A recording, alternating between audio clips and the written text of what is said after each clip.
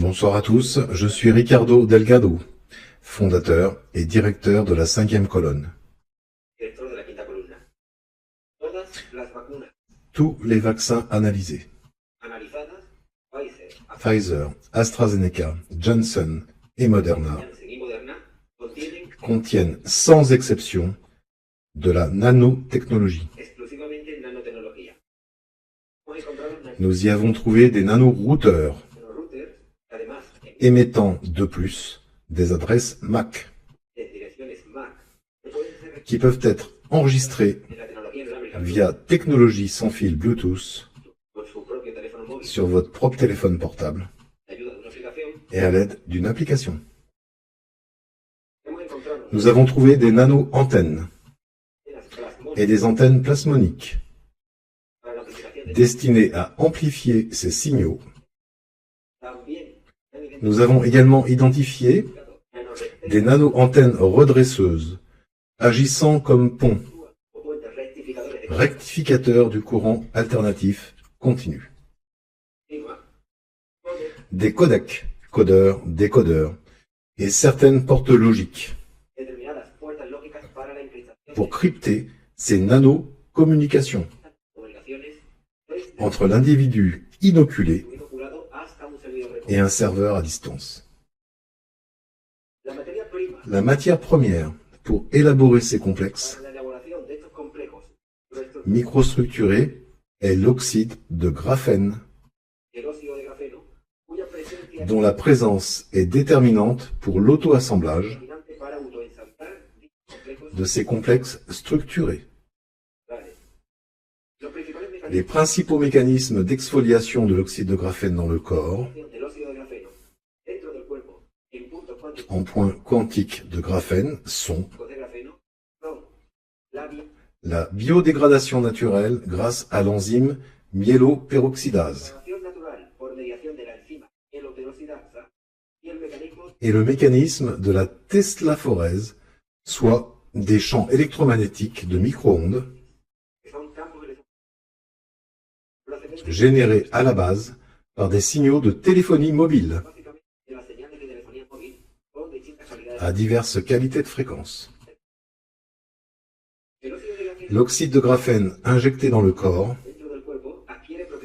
développe des propriétés magnétiques en contact avec l'hydrogène et les cellules vivantes. C'est pourquoi la grande majorité des personnes vaccinées présentent ce magnétisme exacerbé au point de l'inoculation et postérieurement au plexus solaire supérieur et au crâne. L'oxyde de graphène est détecté dans l'organisme par notre système immunitaire comme s'il s'agissait d'un agent pathogène. Une fois injecté, il a une affinité pour le système nerveux central, fondamentalement la moelle épinière et notre cerveau. Au vu de leur grande conductivité électrique dans le système nerveux central, il peut être cause de l'immobilisation de membres, des AVC, des paraplégies et l'altération du système nerveux. L'oxyde de graphène a un facteur coagulant du sang et augmente la thrombogénécité, ou la prolifération de thromboses. La conséquence ultime des thromboses sont des accidents cardiovasculaires de tout genre, c'est-à-dire des embolies, ischémie, crise cardiaque, anévrisme, etc. L'oxyde de graphène a aussi une affinité pour les organes éminemment électriques, comme l'est notre cœur. Particulièrement quand l'activité cardiaque augmente, et de ce fait son activité électrique. À ce moment-là, l'oxyde de graphène se dirige vers le cœur et l'inflamme, provoquant ainsi une myocardite ou une péricardite. De plus, l'oxyde de graphène a la capacité d'absorber la radiation électromagnétique ambiante et de multiplier par un effet transistor. De cette façon, il génère de petites décharges qui causent des arythmies dans notre système cardiaque. Cela explique pourquoi autant de sportifs souffrent d'arythmies au moment où leur activité cardiaque augmente. Les conséquences de ces arythmies sont des évanouissements, perte de conscience et syncopes, liés ou pas à une mort subite ou soudaine. Une grande partie de notre population vaccinée est touchée par la mort subite ou inattendue au moment d'interagir près de ces foyers de micro-ondes. L'oxyde de graphène est aussi capable de générer de la mutagénèse, de l'altération chromosomique et le cancer. Si bien que, chez les personnes ayant récemment souffert de tumeurs ou de néoplasie, après le vaccin, un nombre des métastases peut ressurgir rapidement. Et les personnes complètement saines ont de grandes chances de développer des tumeurs. L'oxyde de graphène est extrêmement toxique et sa toxicité dépend en plus de la radiation électromagnétique qu'il absorbe. Sur son chemin, il génère l'inflammation des tissus, des inflammations systémiques ou multi-organiques, provoquant par ailleurs une cascade de radicaux libres. Quand le stress oxydatif causé par ce toxique dans le corps fait pencher la balance de l'équilibre redox et atteint un certain seuil supérieur au niveau antioxydant de notre glutathion endogène, notre système immunitaire s'effondre et favorise le fameux orage de cytokines. Cet oxyde de graphène injecté en tant que matière première des vaccins est éliminé dans le corps au travers de nos poumons. Mais s'il est irradié alors qu'il s'y trouve, son inflammation des tissus pulmonaires cause la pneumonie bilatérale. Si les vaccinés survivent aux premières doses d'oxyde de graphène injectées dans leur sang,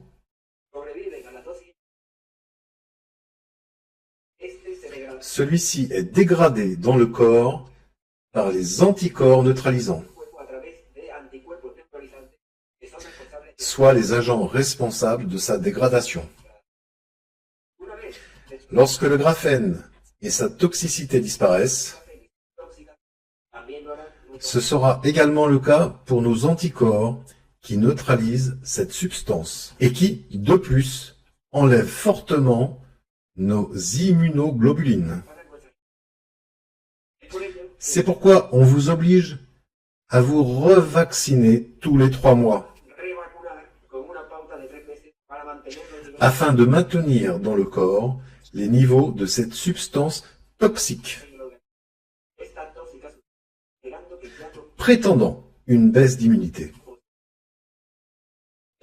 En résumé, l'inexistant, non isolé, ni purifié, ni cultivé, SARS-CoV-2 de la version officielle et ses variants sont en réalité l'oxyde de graphène introduit consciemment et volontairement dans le vaccin contre la grippe de la saison 2019-2020.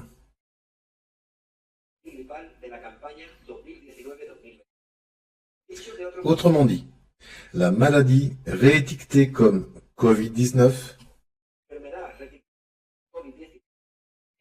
est simplement un syndrome de radiation sévère renforcé par le graphène.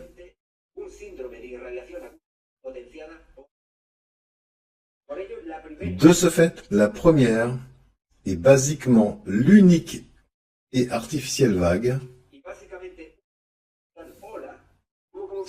avec comme population cible nos seniors dans les EHPAD, dont le taux de vaccination contre la grippe est très proche du 100%. Nos anciens ont d'abord été vaccinés avec cette substance et ensuite irradiés par les fameuses antennes de téléphonie, lesquelles, suspicieusement dans 8 cas sur 10, sont installées à proximité d'EHPAD ou de résidences. Le génocide de nos anciens leur a servi comme prétexte pour annoncer au monde entier que nous étions face à un nouveau coronavirus. Pour ainsi, avec la peur d'une prétendue contagion, passer à l'inoculation de l'oxyde de graphène à toute la population mondiale. L'objectif est d'éliminer une grande partie de la population et d'utiliser les propriétés de modulation comportementale de l'oxyde de graphène dans le domaine des neurosciences et de l'intelligence artificielle pour la population restante.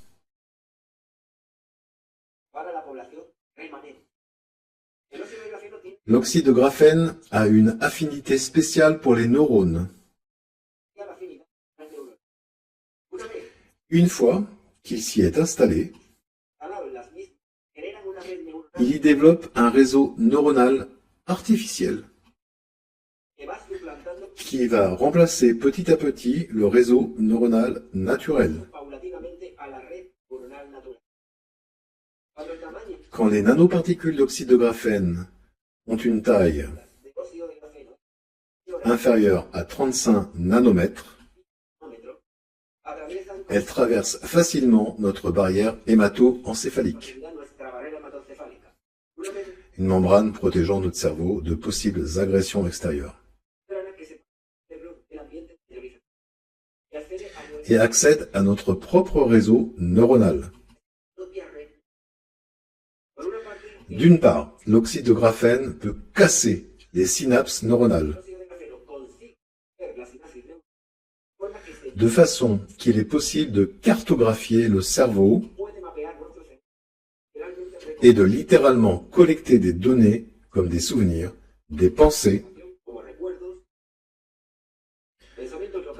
localisées, des sensations, des émotions ou des sentiments.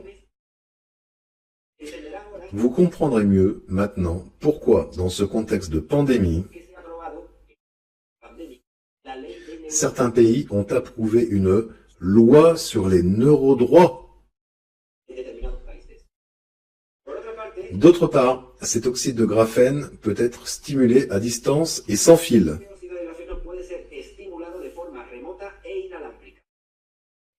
En utilisant à cette fin la mise en service de la nouvelle technologie 4G, 4G+, et 5G.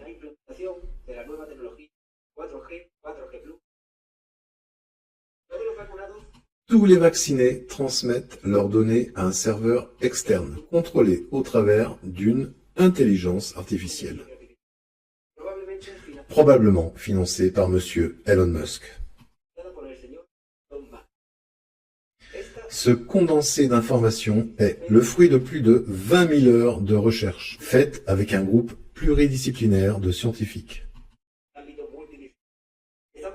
et fondé sur les résultats scientifiques dans le rapport technique final du Dr Campra, concluant sans équivoque à la présence d'oxyde de graphène réduit dans les échantillons des vaccins AstraZeneca, Moderna, Pfizer et Janssen. ainsi que sur l'analyse scientifique du matériau et l'évidence par observation. Nous estimons qu'ils ont profité de l'ignorance et de la méconnaissance en général de la communauté médicale et sanitaire en matière de nanotechnologie pour mettre en œuvre ce plan sinistre. Plan qu'ils appellent l'Agenda 2030. Vous pouvez compléter ces précieuses informations et trouver toutes les preuves et articles scientifiques cités ici sur www.laquintacolumna.net. Vu que la campagne de vaccination, entre guillemets, est globale, nous faisons face à la disparition de l'espèce humaine, comme nous la connaissons, dans les prochains mois. Ils appellent cela le post- ou transhumanisme, ou simplement le projet humain 2.0. À ce nouveau stade, le survivant automate sera privé de ses propres pensées, de son autonomie et de son libre arbitre. Une espèce esclave, amoindrie et dépendante intégralement de ces oligarchies technocrates. La 5e colonne est constituée de millions de personnes dans le monde entier qui veulent maintenir l'essence de l'être humain. Le respect pour l'humanité et sa dignité comme espèce unique. La 5e colonne a dévoilé ce crime contre l'humanité qui porte atteinte à sa vie et à sa nature même. Merci de partager cette information vitale autour de vous.